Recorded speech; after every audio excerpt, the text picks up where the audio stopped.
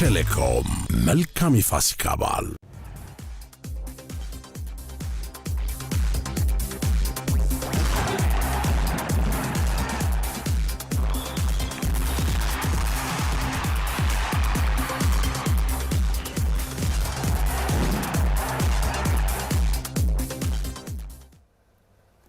ተመልሰናል ተመልካቾች። በዚሁ የምናልፈው ወደ ስፖርታዊ መረጃዎቻችን ይሆናል። መረጃዎችን ልታቀርብልን ደግሞ ዳናይት ሲሳይ ተዘጋጅታ እዚህ ስቱዲዮ እየጠበቀችን ትገኛለች። ዳናይት መልካም ቆይታ ይሁንልሽ። አመሰግናለሁ ተሾመ። አብራችሁን ቆዩ። በሀገር ውስጥ ዜናዎች ጀምራለሁ። ኢትዮጵያ በታሪኳ ለመጀመሪያ ጊዜ ያዘጋጀችው ዓለም አቀፍ የአንድ ቀን ኮንቲኔንታል ቱር ውድድር ዛሬ በአዲስ አበባ ስቴዲየም ተጀምሯል። ረፋድ ላይ ተጠብቆ የነበረው የወንዶች የ10,000 ሜትር ውድድር ተካሂዷል። ውድድሩ ከመጀመሩ አስቀድሞ 18 አትሌቶች እንደሚሳተፉ ቢታወቅም 6 አትሌቶች ብቻ ነበሩ በውድድሩ ላይ የተሳተፉት። ውድድሩ 7 ዙሮች ሲቀሩት ቀድሞ የወጣው ይስማ ድሉ 29 ከ11 79 በመግባት ቀዳሚ ሆኖ አጠናቋል። ቦታ ቡኬማና ለታኦሌ ሁለተኛና ሶስተኛ ሆነው ውድድራቸውን ጨርሰዋል። በሴቶች በተካሄደ የ10,000 ሜትር ውድድርም ፈንታይ አዳነ ከኢኮስኮ አሸናፊ ሆና አጠናቃለች። በሴቶችም በተመሳሳይ 25 አትሌቶች ለመወዳደር ተመዝግበው የነበረ ቢሆንም 5ቶች ብቻ ናቸው የተሳተፉት። በወንዶቹ 3000 ሜትር መሰናክልም ዛሬ የተካሄደ ውድድር ሲሆን ገመቹ ጎዳና 8 ደቂቃ ከ32 ከ11 በመግባት በቀዳሚነት ሲያጠናቅቅ ጀማል ጃዋሮ ሁለተኛ ሆኖ ጨርሷል። ኢሳ አብደላ ሶስተኛ ሆኖ ውድድሩን አጠናቋል።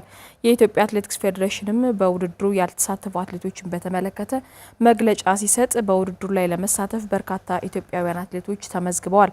በዚህም መሰረት ተመዝግባቸው ያልተሳተፋቸው አትሌቶች ላይ ፌዴሬሽኑ አስፈላጊውን እርምጃ እንደሚወስድ በማሳሰብ ከሰዓት በሚኖረው ውድድር ላይ እንድትሳተፉ በጥብቅ እናሳስባለን ብሏል። በተጨማሪም በከሰዓት ውድድር ላይ ከውድድሩ 2 ሰዓት ቀድማችሁ የማትገኙና በውድድሩ የማትሳተፉ አትሌቶችን ፌዴሬሽኑ ከባድ የዲሲፕሊን እርምጃ እንደሚወስድ ነው ያሳወቀው። በታዋቂና በፈጣን ዓለም አቀፍ አትሌቶች የሚደነቁት የአጭርና መካከለኛ ርቀት ውድድሮችም ከሰዓት በኋላ የሚከናወኑ ይሆናል። ከሰዓት በኋላ ውድድሩ ከመክፈቻ ስነ ስርዓት ደምቆ ሲቀጥል ተጠባቂ አትሌቶች ጋቢ ቶማስ፣ ፈርናንድ ኦማኒያላና ዳሌላ መሐመድ የሚሳተፉበት ውድድርን ጨምሮ 15 የሚደርሱ የአትሌቲክስ ውድድሮች ፍጻሜያቸውን ያገኛሉ። በዚህ ውድድር እንደ አትሌት ለሜቻ ግርማ፣ ጽጌ ዱግማ፣ ፍሬወይኒ ኃይሉና ጽጌ ገብረ ሰላማን ጨምሮ ሌሎች የሚያደርጓቸው ፊልማዎችም ይጠበቃሉ።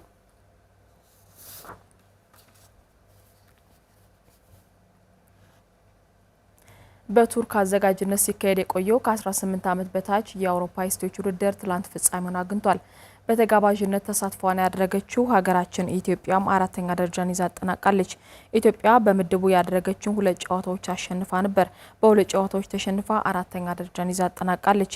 ታዳጊ ሴት ተጫዋቾች በውድድሩ ከአውሮፓ ሀገራት ተጫዋቾች ጋር ያሳዩት ፉክክር ተስፋ የሚጣልበት ሆኖ አልፏል። በውድድሩ ኢትዮጵያዊቷ ተጫዋች ህዳት ካሱና የፓራጓዩ አሊሰን ባሬዶ በኩር 4 ግቦች የውድድሩ ከፍተኛ ግብ አስቆጣሪዎች ሆነው ጨርሰዋል። ኮከብ ግብ ጠባቂ ታማራ ኦማራ፣ ኮከብ ተጫዋች ሲናቲያ ካሳኦ ከፓራጓይ ሆነዋል። የውድድሩ አሸናፊ በመሆን የወርቅ ሜዳሊያና ዋንጫ ተሸላሚ ፓራጓይ ስትሆን ሁለተኛ ኖርዌይ፣ ቱርክ ሶስተኛ ደረጃን በመያዝ ውድድራቸውን አጠናቀዋል።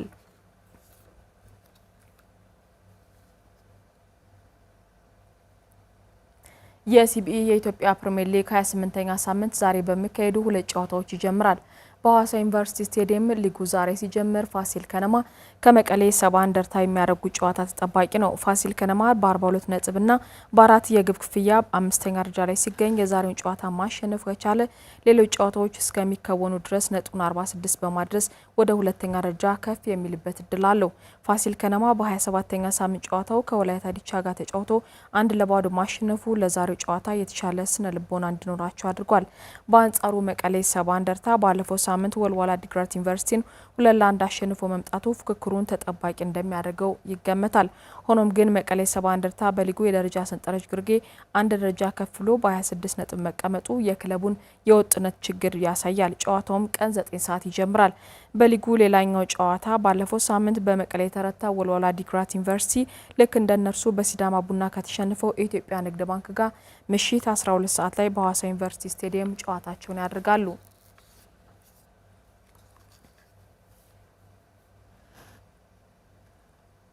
ወደ ውጭ ዜናዎቻችን እናልፋለን። ኮቨንተሪ ሲቲ ወደ ፕሪሚየር ሊግ ማደጉን አረጋገጠ።